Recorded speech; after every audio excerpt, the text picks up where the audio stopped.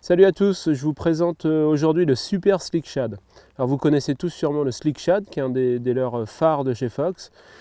Un petit corps rond, un petit paddle avec une partie terminale assez fine. Donc c'est un leurre qui marche très très bien sur le sand, la perche, le brochet. Et là on a voulu faire quelque chose de beaucoup plus consistant avec comme cible les brochets et si possible les gros. Donc on est parti sur une proportion de corps assez similaire, c'est-à-dire une section pas tout à fait ronde mais relativement ronde quand même. Une partie un peu effilée sur la fin pour avoir une nage justement à très faible vitesse, très sexy. Donc un leurre qui va être destiné au brochet avant tout. Alors sur le Super Slick, on a aussi une fente ventrale et puis une fente sur le dos. Ce qui permet de l'armer avec des très gros texans, notamment des texans plombés sur la hampe. Il en existe maintenant en 10-0, 12-0. Donc il y a de quoi armer nos deux tailles de slick. Parce que le slick, il existe en 18 cm, qui est un leurre qui n'est pas très gros franchement. 18 pour la pêche du brochet, c'est une bouchée raisonnable. Et puis on a un joli modèle en 23, qui là est déjà un petit peu plus sérieux, et qu'on va plomber, on va dire entre 20 et 50 grammes selon les endroits où on pêche.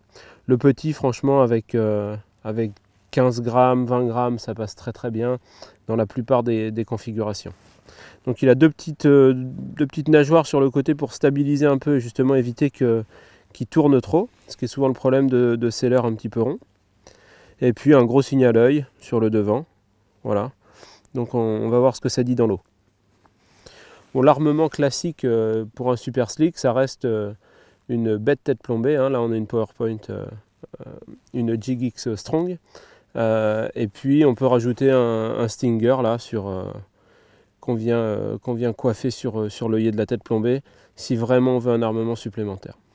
Le montage est aussi possible évidemment avec un Stinger ventral, c'est-à-dire une tige ou de la tresse armée qui va faire dépasser à peine du corps un petit émerillon sur lequel on vient mettre un hameçon triple. Voilà, c'est les deux montages classiques pour la pêche du brochet, en sachant que le triple ventral, on le met plus sur les pêches à cranquer, donc ce sera peut-être même plus sur le gros slick d'ailleurs, parce qu'on passe bien au-dessus du fond. Sur les pêches où on va toucher le fond régulièrement, toucher les herbiers, etc., effleurer les herbiers, on va avoir tendance à mettre un triple plutôt vers la queue et plutôt sur le dessus, pour ne pas avoir de point d'accroche important sur le fond ou justement les herbiers qu'on effleure. Voilà, donc grosso modo les montages pour le slick sont assez simples. Tête plombée, triple dorsale, tête plombée, triple ventrale, ou alors un gros texan plombé sur la hampe. Alors une astuce pour utiliser le Super Slick en shallow, c'est de piquer le harnais sur un répliquant 18 shallow par exemple.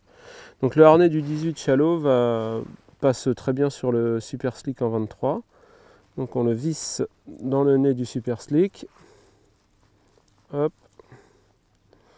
On vient à l'avant. On va venir insérer le lest sous la gorge. Tac. On vient mettre les petites pignoches là dans le ventre. Et justement la fente ventrale du Super Slick, qui est à l'origine prévue pour un hameçon texan, va pouvoir recevoir le harnais du répliquant shallow. Hop. Donc on a quand même quelque chose de relativement discret et qui est prêt à pêcher avec deux hameçons et un montage shallow.